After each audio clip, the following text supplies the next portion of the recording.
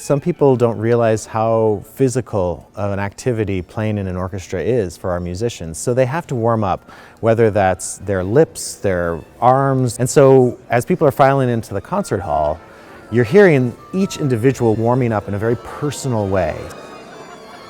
But what's special about what happens when the orchestra tunes is all of a sudden, all of those individuals become one.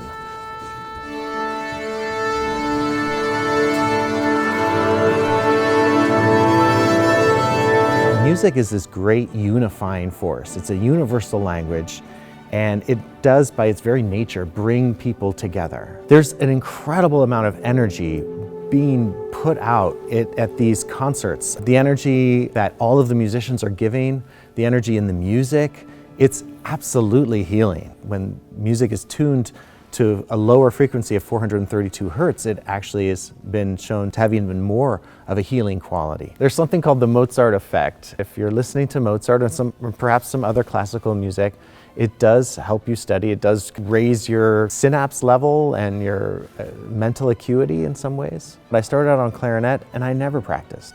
But something happened when I switched to oboe and I was at a certain age. All of a sudden, nobody had to ask me to practice, and I was just it's like I found myself in music. I had this incredible experience performing Mahler's Third Symphony, and it was just so powerful and moving. It was by far the most meaningful and powerful experience I had had in my life. Playing oboe in orchestra was fantastic, and yet it was only one little piece of the whole picture. I wanted to do more. I wanted to keep learning more, and ultimately that was the kind of mindset that led me to conducting. I wanted to know more about the composers' lives and why they wrote this music and what does it all mean. Somebody from the League of American Orchestras said, "You know, William, I know you've been auditioning to be an assistant conductor with a major orchestra, but if you want to be an American music director, the only way to do it is to be one.